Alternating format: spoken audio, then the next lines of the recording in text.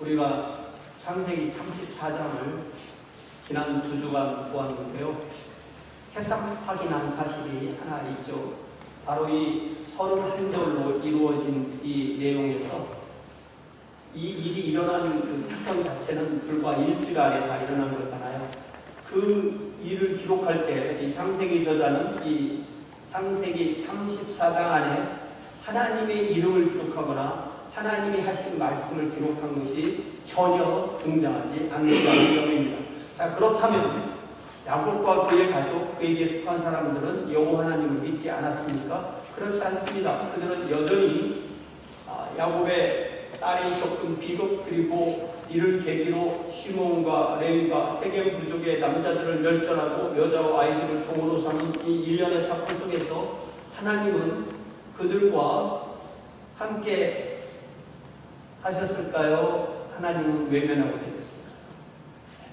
이것이 큰 숙제입니다. 이 질문을 답하기 위해서 야곱이 30년 전에 우리가 부른 그 찬송처럼 야곱이 베델에서 받았던 하나님의 말씀을 우리가 다시 돌아보아야 됩니다. 여러분, 창세기 28장으로 돌아가 보면 하나님께서는 야곱에 무엇인가를 약속하셨고 야곱은 하나님께 또 어떤 소원을 드렸는지가 잘 나와 있습니다. 여러분, 창세기 28장 먼저 13절을 보면 나는 여호와니 너의 조부 아브라함의 하나님이요 이삭의 하나님이라 네가 누워있는 땅을 내가 너와 내 자손에게 주리니 라고 하나님은 약속합니다.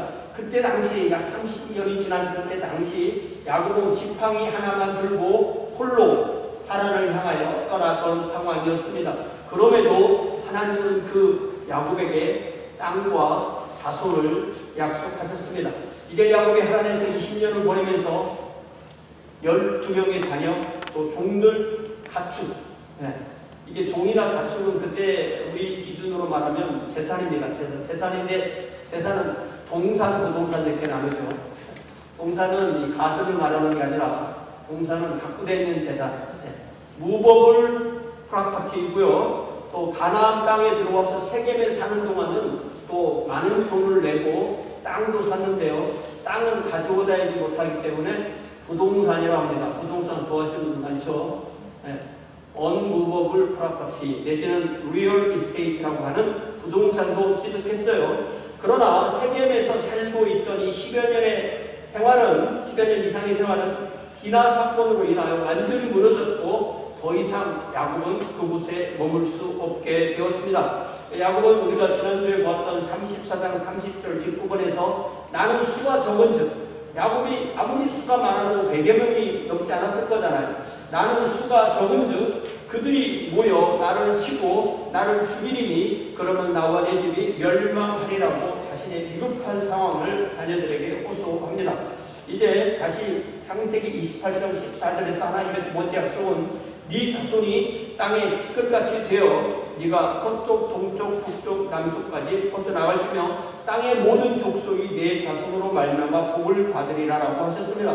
그러나 이 야곱의 자녀 아들들 11아들로 인하여서 세겜족이 거의 멸절하다시피 하여서 그들이 하나님이 약속하신 복을 주는 그런 사람들이 되지 않는 정반대의 결과를 낳게 되었죠. 이 사건을 통해서 인간의 폭력성, 또 인간의 그 한계를 우리는 다시 한번 깨닫게 됩니다. 이제 제가 주보에 15절 말씀을 써드렸는데요. 이 15절 말씀은 올해 우리 교회 표가 이 말씀 안에 들어있기도 합니다. 여러분 주보를 펴셔가지고요. 주보에 쓴 대로 우리 모두 다 함께 창세기 28장 15절 말씀을 다 함께 소리내서 읽어봅시다. 시작. 내가 너와 함께 있어 네가 어디로 가든지 너를 지키며 너를 이끌어 이 땅으로 돌아오게 할지라. 내가 내게 허락한 것을 다 이루기까지 너를 떠나지 아니하리라 하신지라. 그래서 그 말씀에서 내가 너를 떠나지 아니하리라 이 표를 우리가 금년도에 정해서 기도하고 있습니다. 하나님께서 이 약속을 하셨을 때 우리가 30년 전에 창세기 28장 이 상황에서는 야곱이 하나밖에 없었잖아요. 야곱 하나잖아요. 그런데 야곱은 하란에서 20년, 세겜에서 10년 생활을 돌아보면서 그래 하나님께서 약속하신 대로 하나님이 나와 늘 함께 하셨지 나를 지켜주셨지 나를 가나안 땅으로 돌아오게 하셨지라는 것을 직접 분명히 체험했습니다.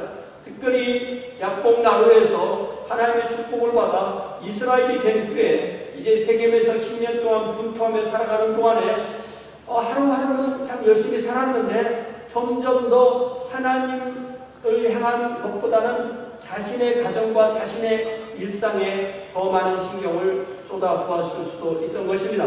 그는 세겜의 제단을 쌓고 하나님을 예배하면서 하나님, 이스라엘의 하나님, 엘로의 이스라엘을 고백했지만 결과로만 보면 세겜 생활은 철저한 실패로 드러나고 말았습니다. 야곱은 자기가 30여 년 전에 베델에서 어떤 소원을 했는지를 얼마나 기억하고 있었을까요? 여러분, 계속해서 창세기 28장 20절에서 22절에 그 서원의 기록이 되어 있는데요.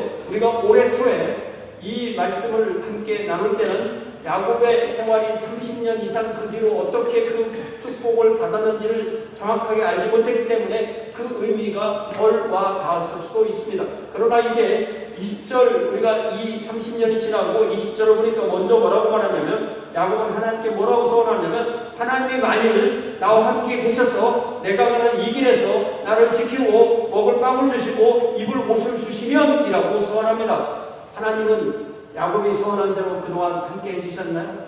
풍성하게, 거부가 될 정도로 풍성하게 해주셨습니다. 21절에는 내가 평안히 아버지 집으로 돌아가게 하시오면 여호와께서 나의 하나님이 되실 것이요 라고 소원하였습니다. 그러나 우리가 보면 지금까지 야곱은 가나안 땅으로 돌아온 이후에 아버지 이삭이 아마 헤브론에 있는데, 아버지 이삭이 지금 살아 계심에도 불구하고 아버지를 찾아 갔다라는 내용은 없어요. 안 갔다고 우리가 또 얘기할 수 없지만 어쨌든 그는 세겜에서 머무르고 있었습니다. 그의 중요 생활터전은 아버지의 생활터전이었던 헤브론이 아닌 세겜이었고, 그가 아버지를 방문했다는 이야기도 없습니다. 그러니까 아버지 집에 돌아온다는 얘기가 가나안 땅으로 돌아오면 그렇게 생각할 수도 있겠죠. 자신이 소원을 했지만 그 소원을 다 이루지 못한 셈입니다. 그렇다고 해서 그가 여호와 하나님을 자신의 하나님으로 섬기지 않은 것은 아닙니다. 야곱은 세겜에 사는 동안도 엘로의 이스라엘 하나님으로 고백하며 섬겼습니다. 그리고 서원의 마지막 내용은 28장 22절에 나와 있는데, 내가 기둥으로 세운 이 돌이 하나님의 집이 될 것이요 하나님께서 내게 주신 모든 것에서 10분의 1을 내가 반드시 하나님께 드리겠나이다 라고 소원합니다. 이 소원을 얼마나 실천했을까요? 10분의 1을 어떻게 드릴까요? 아마 그런 고민도 남아있었을 것입니다. 이제 우리가 34장까지 봤을 때 세겜에 하루도 더 이상 머물 수 없는 상황에서 하나님께서 야곱에게 말씀하십니다. 우리 삶에도 이런 순간이 올 때가 있습니다. 모든 것이 잘 풀리는 것 같았는데 어느 날 갑자기 건강에 어떤 약한 것이나 어려운 것이 발견되는 수도 있고요. 어떤 재정적으로 갑자기 어려움에 빠질 수도 있고요. 자녀나 가족의 어떤 심각한 문제가 발생할 수도 있고요. 또 함께하는 가정이나 또 교회나 직장이나 또 공동체 안에서 많은 갈등에 쌓이기도 하고요. 심지어 내가 하나님의 자녀임에도 세상 사람들에게 손가락질을 받는 그런 상황에 처할 때도 있습니다. 그럴 때 우리가 할 수 있는 일은 무엇일까요? 그것이 바로 우리가 하나님께 돌아가는 것입니다. 사랑하는 성도 여러분, 하나님은 절대로 우리를 떠나지 아니하십니다. 다만 우리가 하나님을 등지고 있었을 뿐입니다. 우리가 언제든지 다시 돌아서 하나님 앞에 설 때 그것이 바로 우리의 원점입니다. 그것이 바로 우리의 제로 그라운드입니다. 그것을 성경은 회개라고 합니다. 우리가 회개함으로써 모든 것을 하나님 앞에 내려놓고 하나님 앞에 다시 시작할 수 있는 그 새로운 시작을 하나님께서 주실 때 그것을 회개라고 합니다. 오늘 우리 베델로 올라가라 라는 제목으로 창세기 35장 1절부터 7절까지 말씀을 나누면서 하나님께서 우리 각자에게 주시는 음성을 듣고자 합니다. 1절을 봅시다. 1절은 매우 중요한 하나님의 말씀이기 때문에 우리가 이 의미를 되새기기 위하여서 다시 1절을 하나님이 야곱에게 이르시되 시작. 일어나 베델로 올라가서 거기 거주하며 내가 내 형 에서의 낯을 피하여 도망하던 때에 내게 나타났던 하나님께 거기서 제단을 쌓아라. 요 귀절을 잘 분석해 보면요, 요 귀절에는 4개의 명령 동사가 나옵니다. 네 개의 명령 동사가 나오는데 우리 영어 성경에서는 고와 업을 2개를 섞어서 써놨지만 사실은 일어나라, 일어나라 이렇게 되어 있습니다. 이 일어나라라는 이 단어가 히브리어로 쿰이라는 게 쿰이에요. 이게 이 쿰이라는 단어가 왜 이 히브리어 단어까지 우리가 들어야 되냐, 짜증난다, 그런 생각하지 마시고 한번 잘 생각해 보세요. 예를 들자면 요나는 하나님께서 명령하시니까 그 명령이 듣기 싫어서 어디로 갔어요? 롯바라는 항구 내려갔어요. 거기서 어디로 갔어요? 뱃속으로 내려갔어요. 배에서 어디로 내려갔어요? 배미창으로 내려갔어요. 배미창에서 어디로 내려갔어요? 잠속으로 내려갔어요. 짜증나면 잠자는 사람이 있어요. 잠으로 내려가요. 나중에 하나님은 그를 들어서 바닷속에 집어던지고 그 다음에는 스올까지 내려가라고 그랬죠. 그렇게 내려가는데 그 요나를 깨우시려고 하나님께서 풍랑을 내리니까 그 배가 다 깨질 것 같은데 재산은 다 던지고 사람들이 다들 각자의 신을 부르는데 선장이 허둥지둥하면서 배 밑창에 내려와 보니까 거기서 요나가 어떻게 하고 있어요? 혼자 자고 있어요. 그러니까 그를 깨우면서 하는 말이 자는 자여 어찌미뇨 일어나라, 내 하나님께 구하라, 이렇게 요구합니다. 그때 일어나라 이 말이 히브리어로 쿰하고 떨어지는 게 아니라 뭐라고요? 쿰.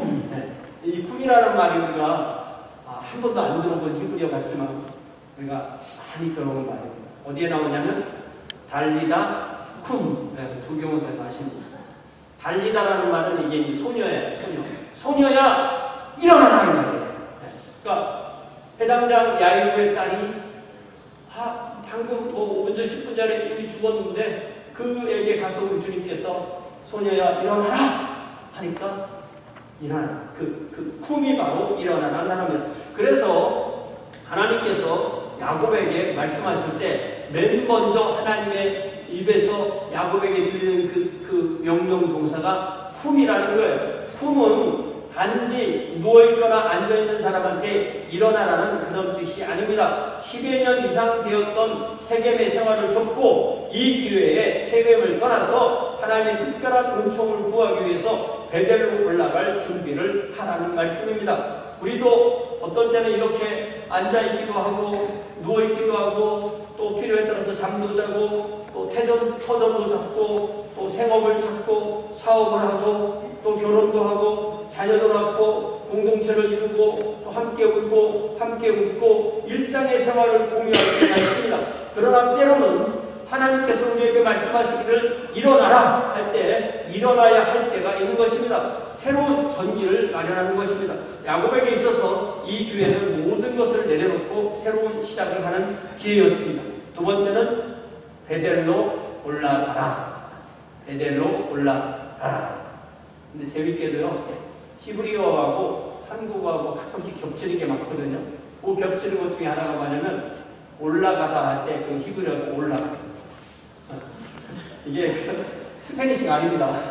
올라. 우리 스페니시를 많이 듣는 말이지만 올라인데 또 재밌는 것은 그 히브리 사람들이 드리는 그 제사 중에 가장 일반적인 번제라는 제사 있잖아요. 번제라는 제사가 요 재물을 태워서 그 연기와 향기가 올라가는 거잖아요. 그래서 번제를 히브리 사람들은 올라가요. 그래서 올라가다 하면 올라가요. 참 이건 또 한번 들으면 안 잊어볼 것 같아요. 자, 그런데 왜 하나님은 베델로 올라가라 했나? 그래서 제가 이 성서 지리를 열심히 공부했기 때문에 이 세겜보다 베델이 방향이 북쪽에 있나 보다. 그걸 찾아보니까 북쪽이 아니라 남쪽에 있어요. 남쪽에 있는데 올라가라고 해요. 왜 올라가라고 하냐면 그 높이가 해발 높이가 한 300m 정도가 더 높아요. 남쪽으로 계속 가지만 올라가야 되는 거예요. 더욱이 이 베델이 야곱에게는 영적으로 중요한 장소이기 때문에 더욱더 올라가라고 그렇게 말씀하셨어요. 그러니까 평야에서 서울 갈 때 뭐라고 말해요? 올라간다니까. 아시죠? 똑같은 표현입니다. 그러니까 성경에서도 예루살렘으로 갈 때는 다 어디서 가든 올라간다고 그렇게 표현하는 것과 마찬가지입니다. 세겜이라는 것을 우리가 신약성경 요한복음 4장에 나오는 그 여인이 이산이라고 말했던 그 그리스 이산과 에발산 사이에 있는 계곡에 있는 그 마을이 세겜이었고요. 거기서 계속해서 한 30km 정도를 남쪽으로 쭉 내려가면 거기에 베델이 있는 것입니다. 그래서 야곱은 지금 가족이 얼마나 돼요? 아내만 4명이고 자녀는 12명이고 종들이 있었고 그 종들 가운데는 참 우리가 34장의 내용을 잘 보았듯이 세겜의 성인 남자들은 다 죽고 그 여자들과 자녀들은 종이 되어서 이 야곱 부족에 포함되어 있는 그런 상태였죠. 또 그가 가지고 있는 짐승도 아마 다 마리를 세면 최소한 5,000마리는 되는, 그 사이에 또 제사에 늘었을 수도 있으니까 그런 수많은 짐승과 여러 가지 또 살림살이가 있잖아요. 그 모든 것을 짐승에 싣고 뭐 수레에 싣고 이렇게 이동을 한다고 할 때 약 30km의 거리를 이동하려면 며칠째 걸리죠. 이게 최소한 사나흘이 걸린다고 합니다. 그러면서 하나님께서 명령하신 것은 일어나서 베델로 올라가서 그 다음에 거기 거주하라. 이 야샤브라는 거주하다는 말은 거기서 터를 잡고 살라는 말이에요. 하나님은 왜 야곱에게 베델에 가서 살라고 명령하셨을까요? 그리고 그런데 야곱은 왜 베델에서 그렇게 오랫동안 살지 않았을까요? 불과 몇 달 정도 살은 것 같아요. 오래 정도 거주하지 않았습니다. 야곱은 가나안 땅에 돌아온 후 처음에는 베델로 가지도 않았습니다. 하나님께서 야곱에게 베델로 올라가 거주하라고 명령하신 것은 야곱의 신앙의 원점으로 돌아가서 하나님과의 약속을 새롭게 하시기 위한 것입니다. 하지만 야곱은 베델에 그렇게 오래 머물지 않았습니다. 그는 그곳에서 제단을 쌓고 예배한 후에 드디어 아버지 이삭을 만나기 위해서 헤브론을 향해서 이동하게 됩니다. 야곱이 처음부터 베델에 정착하지 않은 것은 아마 그가 이 세겜의 좋은 환경과 또 그곳에서의 편안함, 또 그곳에서 있는 거래나 그곳에 또 짐승 먹이 좋고 그런 모든 조건이 좋았기 때문이고, 그렇게 했을 때 결국 그는 베델에서의 소원을 잊고 결과적으로 보면 그런 위기를 맞이하게 되었던 것입니다. 그때 하나님께서는 내가 네 형 에서의 낯을 피하여 도망하던 때에 내게 나타났던 하나님께 거기서 제단을 쌓으라 이렇게 말씀하십니다. 제단을 쌓으라. 우리 한국말은 언어가 발전해서 쌓다 이렇게 이름만 만들어냈지만 히브리어는 그냥 메이크예요. 메이크, 제단을 만들어라. 영어에서도 제단을 쌓아라. 비울드, 메이크, 두 이런 말인데요. 그러니까 하나님의 이 네 번째 명령이 일어나라, 올라가라, 거주하라, 제단을 만들어라. 이렇게 네 번째 만들 때 요 네 번째가 하나님께서 가장 핵심적으로 요구하신 그 명령이 되는 것입니다. 하나님의 이 명령은 야곱이 하나님께 드린 서원을 하나님이 기억하시고 하나님이 야곱에게 요구하신 것으로 이해할 수가 있습니다. 야곱은 베델의 서원에서 내가 기둥으로 세운 이 돌이 하나님의 집이 될 것이요 라고 서원했습니다. 하나님은 당신을 야곱에게 상기시키기 위해서 네가 네 형 에서의 낯을 피하여 도망하던 때에 너에게 나타났던 하나님이라고 당신을 표현하십니다. 이제 야곱은 세겜에서 아들들이 저지른 만행으로 말미암아 가나안 사회의 공공의 적이 되었습니다. 그는 자기가 살던 곳에서 도망치듯이 빠져나와야 했습니다.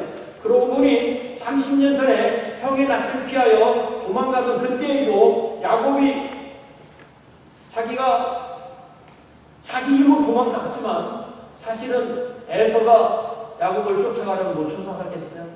하나님께서 막아주셨던 것입니다. 그래서 하나님은 야곱에게 그때를 상기시키면서 베델이라는 피난처로 야곱을 부르십니다. 하나님은 야곱의 낮아진 마음, 하나님을 간절히 찾는 마음, 하나님의 도우심을 간절히 찾는 마음을 사용하셔서 야곱과 하나님 그리고 야곱 공동체와 하나님 사이의 관계를 새롭게 정립하시는 것입니다.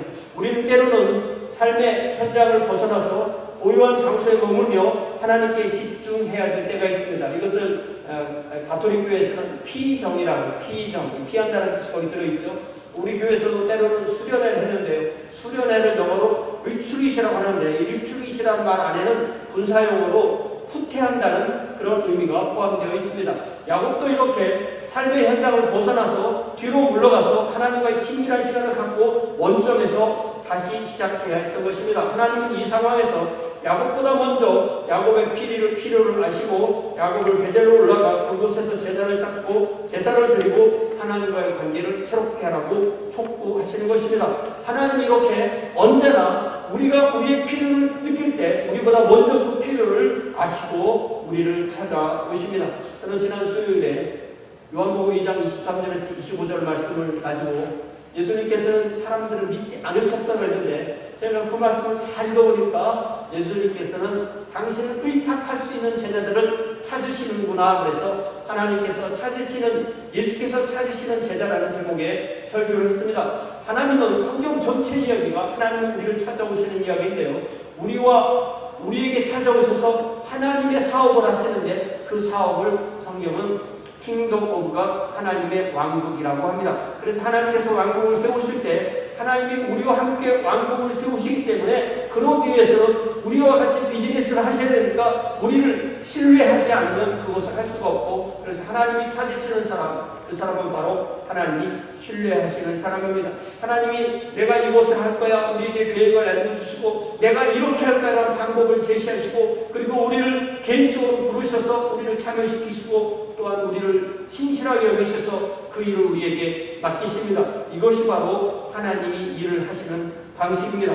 또 금요일에는 우리 김정수님께서 하나님이 우리를 죄악 세상에서 불러놓고 아무 일도 안 하시는 것이 아니라 다시 우리를 하나님의 왕국으로 들여보내신다라는 말씀을 해주셨습니다. 이것이 바로 하나님이 일하시는 방식입니다. 하나님 우리를 죄로부터 구원하시고 하나님의 의를 우리에게 주시고 그 의로 다시 세상에 나가서 하나님의 복음을 전해서 세상의 사람을 다시 하나님의 왕국 백성이 되게 하십니다.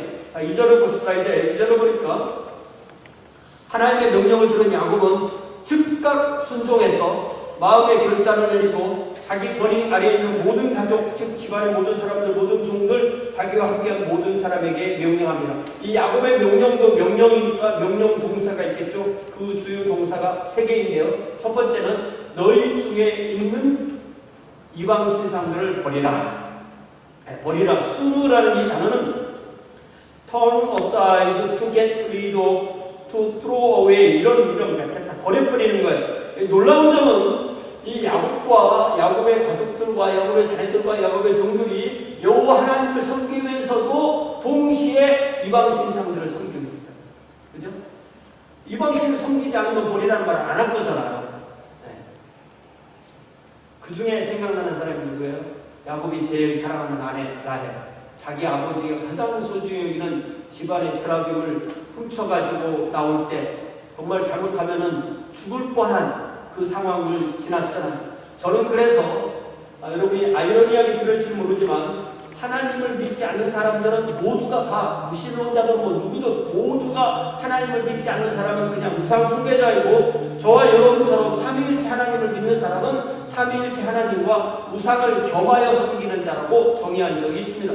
저는 모든 죄는 우상 숭배이고 죄를 범하지 않는 신자는 없다는 점에서 이 점을 이렇게 부각합니다. 우상 숭배자는 자신이 심지어 무신론자이기 때문에 우상 숭배하지 않는다고 생각하지만 모든 사람은 종교인입니다. 살아계시고 참되신 하나님을 섬기지 않으면 자신을 포함한 피조물을 섬기는 우상 숭배자일 뿐입니다.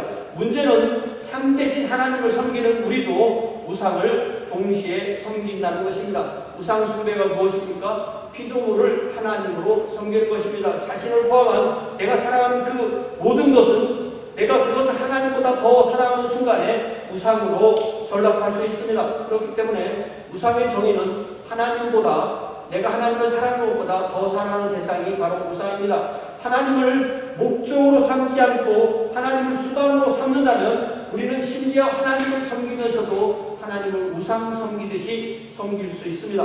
그렇기 때문에 모든 회개는 야곱이 그의 가족들에게 요구했듯이 우상을 버리고 우상 숭배를 회개하는 것입니다. 모든 회개는 우상을 버리는 것입니다. 야곱이 그의 가족에게 요구했던 것은 그 자신을 포함한 모든 사람에게 요구하는 것입니다. 여러분 우리가 성경 읽기를 하면서 열왕기 역대를 읽으면 이스라엘 백성, 유다 백성들이 가장 끊기 힘들어하는 것이 바로 우상 숭배였고 그들이 회개할 때마다 우상을 버렸다. 우상을 버렸다는 것을 반복해서 읽게 됩니다. 그 말은 뭐예요? 우상을 버렸다가 또 섬기고 버렸다가 또 섬기기 때문에 반복했다는 뜻이죠. 야곱이 그의 사람들에게 우상을 버리라고 했을 때 이 말씀은 저와 여러분에게도 우리에게도 우리가 버려야 될 우상이 무엇인지를 찾게 해주시고 우리가 이 시간에 그것을 버리는 귀한 결단이 일어나길 바랍니다. 두 번째 그는 너희들 자신을 정결하게 하라라고 말합니다. 타헤르라는 말은 이게 깨끗하게 한다, to be clean, pure 이런 뜻인데요. 자신을 정결하게 하는 행위는 우상을 버리는 것으로 구분되는 것이 아니라 그것을 다시 말하는 것입니다. 우상을 버리고 몸을 씻고 의복을 갈아입는 것을 포함합니다. 그러나 이 정결하게 하는 행위는 단지 외적으로 의복을 단지 외적으로 어떤 행동으로 그것을 보이는 그것만이 아니라 이 속에 있는 마음이 새롭게 되는 것이 겉으로 드러나는 그런 말씀입니다. 그래서 하나님 앞에서 자신을 새롭게 하라는 상태를 의미합니다. 버리고 깨끗하게 하는 것이 바로 회개입니다. 여러분 성경을 제가 찾아보라고 하지 않지만 느헤미야 14장에 보면 정말 기가 막힌 이야기가 있어요. 정말 기가 막힌 이야기예요. 이 느헤미야가 베르시아가 총독으로 있었는데요. 이제 총독아마 그 임기가 끝났나 봐요. 그래서 황제를 만나러 왕을 만나러 아닥사스다 왕을 만나러 잠시 그 도성에 갔다 오는 사이에 이 성전을 관리하던 제사장이었던 엘리야십이 자신과 혼인 관계에 있던 사람이 도비야라는 사람이 있었는데 이 도비야라는 사람은 이스라엘 사람이 아니고 이방 암몬 사람이에요. 그 사람에게 성전에 있는 한 방을, 그 방은 하나님께 드리는 예물이나 또 기물 같은 걸 두는 방이었는데 그걸 다 꺼내서 다른 데다 놓고 그 엘리야십의 사무실을 도비야의 사무실을 성전에 마련해 줍니다. 이해되시죠? 그죠? 무슨 이해되시죠? 그래서 느헤미야가 예루살렘에 돌아와 보니까 이런 기가 막힌, 그러니까 성경의 표현으로 말하면 엘리야십이 도비야를 위하여 하나님의 전들의 방을 만든 이 악한 일을 파악하고 알게 되었던 거예요. 그러니까 무엇이 일어났는지를 지적으로 알게 되는 것이죠. 그리고 8절에 보니까 이 일을 지적으로 알게 된 느헤미야는 즉각 심히 근심했습니다. 그게 정서적인 변화죠. 그리고 직접 자기 손으로 도비야의 세간을 그 방 안에서 다 방받고 던져버렸습니다. 의지의 변화에 따른 첫 번째 행동이죠. 그리고 사람들에게 명령해서 그 방을 다시 정결하게 합니다. 의지의 변화에 따른 두 번째 행동이죠. 그리고 9절에 보니까 의지의 변화에 따른 셋째 행동으로 그 전에 있던 기물과 하나님께 드릴 제물을 다시 그 방 안에 들여놓았습니다. 이렇게 버리고 정결하게 하고 회복하게 하는 것은 이 회개의 전형적인 모습입니다. 이 과정을 우리도 겪어야 되는 것입니다. 우리는 오늘 이 말씀을 들으면서 우리의 마음의 성전, 주님께서 그 영으로 계시는 성전에 어떤 우상이 들어있는지 지적으로 알아야 됩니다. 정서적으로 슬퍼야 됩니다. 의지적으로 우리 주님께서 우리 마음의 왕좌에 앉으시도록 해야 되는 것입니다. 이것이 바로 2절에서 야곱이 그의 모든 가족들에게 요구했던 것입니다. 이것이 바로 느헤미야가 보여준 회개와 회복의 모습입니다. 이것이 바로 우리가 오늘 알고 느끼고 결단해야 되는 진정한 회개의 모습입니다. 이제 세 번째, 너희들은 우상을 버리고 자신을 정결하게 하고 너희들의 의복을 바꾸어 입으라. 이 칼라프라는 것을 바꾼다. 체인지. 우리가 옷 갈아입을 때 체인지라고 하잖아요. 야곱이 가족과 모든 자들에게 의복을 바꾸어 입으라고 명령한 것은 단순히 깨끗한 옷으로 갈아입으라는 의미를 넘어서 깊은 영적 상징을 담고 있는데요. 이게 회개와 삶의 변화를 드러나는, 속으로 회개한 것이 겉으로 드러난다는 뜻입니다. 우상 숭배의 흔적을 벗어버리고 하나님 앞에서 새로운 삶을 시작하겠다는 결단을 외적으로 표현하는 것입니다. 또한 새로운 옷을 입는다는 것은 내가 하나님 앞에 새로운 사람이 된다는 자신의 정체성이 변화되는 것입니다. 또한 더 나아가서 영적으로 도덕적으로 정결하다는 표시이고 더 나아가서 내가 공적으로 회개한다는 표시를 이렇게 하는 것입니다. 그렇기 때문에 단지 옷을 갈아입는다는 것은 개인적인 결단을 넘어서 그 야곱에 속한 모든 공동체가 함께 회개하고 새롭게 출발한다는 그런 새로운 시작을 보여주는 것입니다. 따라서 야곱이 의복을 바꿔 입으라고 한 것은 단순한 외적으로 깨끗해 보이게 하라는 것이 아니라 옛삶을 벗어 던지고 하나님께 속한 새로운 삶을 살겠다는 신앙적 결단과 회개를 상징적으로 표현하는 것입니다. 이렇게 야곱은 자기에 속한 모든 사람들에게 이방 신상들을 버리라, 마음을 정결하게 하라, 옷을 갈아입으라는 명령을 해주셨는데 이 새 명령은 오늘 이 말씀을 듣는 저와 여러분 모두에게 그대로 적용되어야 할 회개의 명령입니다. 우리가 버릴 것은 버리고 정결하게 할 것은 정결하게 하고 갈아입을 것은 갈아입어야 온전히 하나님 앞에 새롭게 설 수 있습니다. 그래서 사도 바울은 로마서 13장 12절 14절에서 이렇게 회개를 축복합니다. 밤이 깊고 낮이 가까웠으니 그러므로 우리가 어둠의 일을 벗고 빛의 갑옷을 입자. 낮에와 같이 단정하게 행하고 방탕하거나 술 취하지 말며 음란하거나 호색하지 말며 다투거나 시기하지 말고 14절 오직 예수 그리스도로 옷 입고 정욕을 위하여 육신의 일을 도모하지 말라. 그러니까 벗어버리는 것으로 회개가 완성되시는 것이 아니고 예수 그리스도로 옷을 입고 다시는 정욕을 위하여 육신의 일을 도모하지 않는 것이고 진정한 회개인 것입니다. 자, 이제 3절에 보니까 야곱이 더 말을 하길 뭐라고 말했냐면 여기서 내가 이렇게 하겠다. 그러니까 우리가 너희들이 준비가 되면 여러분이 준비가 되면 우리가 일어나 베델로 올라가자. 내 환난날에 내게 응답하시며 내가 가는 길에서 나와 함께 하나님께 내가 거기서 제단을 쌓으려 하노라 라고 말합니다. 그러니까 야곱이 2절의 명령을 마친 후에 3절에서는 자신의 결단을 다시 세 가지의 동사로 고백하는데요. 이 동사는 1절에 하나님께서 주신 명령을 내가 그대로 하겠다 그러는 거예요. 그러니까 하나님께서 일어나라 그랬으니까 우리가 일어나자 이렇게 표현하는 거죠. 야곱은 자기 가족을 대표해서 하나님의 명령을 들었는데 그 명령을 순종해야 될 사람은 야곱 한 사람뿐만 아니라 야곱 가족에 속한 모든 사람들이 그것을 들어야 되기 때문에 자신과 가족을 동일시해서 우리가 일어나자. 그리고 베델로 올라가자. 야곱은 베델로 올라가라는 하나님의 명령도 자신 혼자 하는 것이 아니라 모든 가족이 함께 하는 것으로 그 공동체를 이끌게 됩니다. 그런데 거기서 하나님을 표현하는 내용이 좀 다르죠. 내 환난 날에 내게 응답하시며 내가 가는 길에서 나와 함께 하신 하나님께 이렇게 표현하죠. 하나님께서 1절에서는 네가 네 형 에서의 낯을 피하여 도망하던 때 내게 나타났던 하나님 그렇게 당신을 소개하셨는데 야곱은 그 이후에 베델 이후에 하란에서 20년 생활 동안 얼마나 힘들었어요. 라반이 얼마나 힘든 사람입니까? 야곱이 사기꾼인데 라반은 사기꾼 위에서 날아다니는 사기꾼. 그 사기꾼을 상대로 자기 재산을 자기 가족을 지키고 번성해야 하니까 그 얼마나 힘들었어요. 그리고 그 생활을 다 마치고 간신히 가나안 땅에 들어오는데 에서가 기다리고 있잖아요. 근데 그 에서와의 만남에서 지켜주시고 이제는 세계에 와서 살만하니까 또 사고를 쳐가지고 그 내가 곧 가족의 멸문지화에 당할 그런 환난이 있을 상황에서도 하나님께서 지켜주신 그 하나님께 내가 베델에 올라가서 제단을 쌓으려 하노라 라고 그렇게 표현하는 것입니다. 이처럼 야곱이 행하는 이 회개는 야곱 혼자의 회개로 이루어지는 것이 아니었습니다. 야곱은 한 사람이지만 그의 가족은 아내들 또 자녀들 또 수많은 종으로 구성되어 있습니다. 그래서 그는 이 모든 이에게 진정한 회개를 촉구하는 것입니다. 실로 야곱 부족의 놀라운 회개와 영적 부흥의 시기가 도래하였다는 것을 우리는 알 수가 있습니다. 그렇기 때문에 이 말씀을 듣는 저와 여러분, 우리 가정도 우리 교회도 이런 부흥이 도래하기 위하여 하나님께 기도하고 기대하며 기다립시다.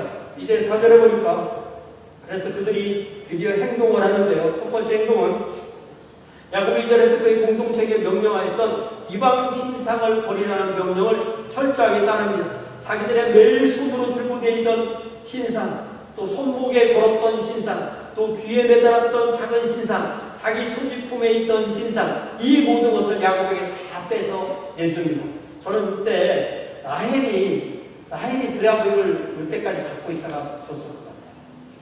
야곱은 도대체 자기 아내 라헬이 장인어른의 그 신상을 훔쳐갖고 뽀뽀스럽게 감췄다가 알고 보니까 네가 가지고 있었잖아. 이걸 언제쯤 봤을지 꽤 궁금하지만 언제인 건 잘 모르겠어요. 그러나 라헬도 더 이상 그 드라빔을 가지고 있을 수 없었고 이제 그 모든 것을 내어놓았습니다. 그들 모두는 이렇게 철저히 회개했습니다. 야곱은 이렇게 가족과 함께한 모든 사람이 가지고 있던 이방 신상들, 귀고리들을 세겜 근처 상수리 나무 아래 묻었다고 했습니다. 단지 눈에 띄지 않는 곳에 숨겨놨다 다음에 가져가야지, 그런 게 아니라는 거죠. 우상 숭배와 옛 삶의 방식을 완전히 끊고 하나님께 돌아가겠다는 신앙의 결단을 이렇게 표현했습니다.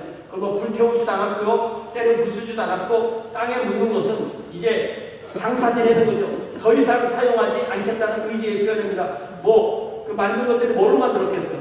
나무로 만들었거나, 가죽으로 만들었거나, 천으로 만들었거나, 진흙으로 만들었거나, 뼈로 만들었거나, 또 금속으로 만들었거나, 그런 거 다 땅속에 묻으면 찾기도 어렵지만 다시 가서 찾아보면 다 썩어서 쓸 수 없게 되는 것입니다. 땅에 묻는 것은 장사 지내는 행위와 같고 실질적으로 신앙적으로 우상과 완전히 결단하겠다는, 다시는 그 생활로 돌아가지 않겠다는 결단을 상징하는 것입니다. 더욱이 상수리나무 아래에 묻었다는 것은 이 당시에 중요한 의식이나 언약이나 어떤 신성한 행위가 이루어진 장소로 여겨졌기 때문에 이 야곱에 속한 모든 공동체가 하나님 앞에서 옛 죄악과 우상 숭배를 내놓고 새롭게 시작하겠다는 공개적이고 상징적인 행동을 이렇게 표현했던 것입니다. 이렇게 묻어버리는, 장사 지내버리는 행위는 회개와 정결 그리고 새로운 신앙의 출발을 의도적으로 드러내는 신앙의 결단의 행동이고, 실제로 다시는 우상을 사용할 수 있게 만드는 실제적인 조치까지 되는 것입니다. 이제 5절에 보니까 그들이 떠났어요. 세겜을 떠났어요. 하나님이 그 사면 고울들을 크게 두려워하게 하셨으므로 야곱의 아들들을 추격하는 자가 없다고 하였습니다. 그들이 떠났습니다. 그들이 떠날 때 그 속도가 얼마나 느리겠어요. 짐승들과 함께 가는데 얼마나 긴 행렬일까요? 만약에 그 가나안의 그 세겜 근처의 주민들이 연합해서 야곱의 그 무리를 추격할 거라고 결단을 하고 행동했으면 박살나는 거죠. 근데 아무도 그들을 추격하지 않았다는 것입니다. 왜 그럴까요? 야곱의 아들들이 무서운 용맹한 군사들이어서 그랬을까요? 그렇지 않습니다. 분명히 하나님께서 개입하셨기 때문입니다. 하나님이 세겜 사면의 고울들을 두려움을 내리셔서 아무도 야곱의 아들들을 추격하지 않았던 것입니다. 그래서 야곱의 아들들은 자신들의 만행을 어떻게 생각할까요? 야, 아무도 안 쫓아오네. 우리가 잘했나? 그렇지 않죠. 야곱을 통하여서 자신들이 저지른 일이 얼마나 심각한 만행이었는지, 핑계될 수 없는 만행이었는 것을 분명히 알았을 것입니다. 이제 6절에 보니까 드디어 이 야곱 가족은 사나흘의 여정 끝에 가나안 땅 루스 곧 야곱이 베델로 기업을 겪은 그곳을 찾았습니다. 그리고 야곱은 30년 전의 기억을 더듬어서 자기가 돌베개를 베고 자던 아마 그 장소로 찾아냈을 것입니다. 실제로 보니까 그가 거기서 제단을 쌓고 그곳의 이름을 또 바꾸는 거예요. 베델에서 뭘로요? 엘베델로 바꿉니다. 이는 그의 형의 낯을 피할 때 하나님이 거기서 그에게 나타나셨음이다 라고 했습니다. 그곳에 가서 제단을 쌓고 하나님께 약속한 대로 제단을 쌓고 희생제물을 드렸습니다. 제물의 연기가 올라가겠죠. 이렇게 함으로써 야곱은 자신이 하나님께 드렸던 서원도 지키며 하나님의 명령에도 순종합니다. 야곱이 그곳의 이름을 베델에서 엘베델로 그 이름을 바꿀 때 창세기 저자는 야곱이 그렇게 한 이유를, 야곱이 그의 형의 낯을 피할 때 하나님이 거기서 그에게 나타나기 때문이라고 말합니다. 즉 그 장소를 하나님의 집이라는 것에서 하나님의 집에 하나님이 바꿉니다. 그죠? 그 뭐예요? 그러니까 장소에 핵심을 주던 그 이름에서 하나님께로 핵심이 옮겨간 이름이라고 할 수가 있습니다. 하나님이 계시지 않는다면 하나님의 집은 그냥 하나의 건물, 하나의 장소에 불과한 거죠. 그래서 만약에 그곳에 야곱이 찾아갔는데, 거기서 하나님을 만났기 때문에 거기에 하나님이 찾아갔는데, 만약에 그곳에 하나님이 계시지 않는다면 똑같은 장소인데 안 계셔. 왜 안 계셔? 30년 전이잖아. 그럼 어떻게 되는 거예요? 하나님은 그냥 과거의 하나님인 거예요. 만날 수 없는 하나님이 되시는 것입니다. 하나님께서 내가 너를 떠나지 아니하라고 약속하셨기 때문에 야곱이 어디에 있든 우리가 어디에 있든 하나님이 우리와 함께 하시는 것입니다. 하나님은 과거의 하나님이 아니시고 하나님은 미래의 하나님이 아니시고 하나님은 과거의 하나님이 되고 하나님은 미래의 하나님이 되시지만 하나님은 지금 우리와 여기에서 함께 하시는 하나님이십니다. 그렇기 때문에 야곱은 하나님을 그곳을 다시 만나고 하나님을 예배하면서 하나님의 임재를 누리면서 하나님을 장소를 초월하시는 하나님으로 체험하기 때문에 베델이 하나님이라고 그렇게 부릅니다. 그러니까 베델의 하나님은 베델에만 머무는 하나님이 아니십니다. 하나님이 이미 야곱에게 그가 가는 곳 어느 곳에나 하나님이 그와 함께 하시겠다고 약속하셨습니다. 다음에 더 자세히 다루겠지만 사실 야곱은 베델에 그렇게 오래 머물지 않았습니다. 야곱은 베델이 거주하기 위하여 간 곳이 아니라 자신의 서원을 지키고 하나님의 명령을 따르기 위해서 하나님의 한 새로운 시작을 하기 위해서 베델로 올라가서 하나님 앞에서 자기 자신을 새롭게 하고 자기 공동체를 새롭게 하고 부흥을 체험한 곳이 바로 베델입니다. 그렇지만 그는 다시 세상으로 돌아가야 했던 것입니다. 여러분, 제가 주보에 써드린 로마서 13장 14절 아까 제가 읽어드렸지만 다시 한번 진정한 회개란 무엇인가? 로마서 13장 14절 다시 한번 소리를 내서 읽어봅시다. 시작. 오직 주 예수 그리스도로 옷 입고 정욕을 위하여 육신의 일을 도모하지 말라. 야곱처럼 느헤미야처럼 그리고 사도 바울의 이 로마서 말씀처럼 우리도 우리에게 버려야 할 것이 무엇인지 찾아서 내어버립시다. 하나님이 아닌 것을 하나님으로 삼은 것을 내어버립시다. 우상숭배처럼 우리에게 붙어있는 습관적인 죄를 벗어버립시다. 그리고 그것으로 인하여 우리의 마음을 슬프게 만듭시다. 그리고 무엇보다도 주 예수 그리스도로 옷 입읍시다. 그리고 다시는 우리의 죄로 망가진 성품이 요구하는 욕구를 채울 방법을 찾는 일을 그칩시다. 이제 우리 집사님 반주해 주는 동안에 우리가 버릴 것을 버리고 슬퍼할 것을 슬퍼하고 예수 그리스도로 옷 입고 죄 지을 궁리를 하지 않기로 결단하는 기도를 다 함께 자기 목소리로 주님께 드립시다. 다 함께 기도하겠습니다.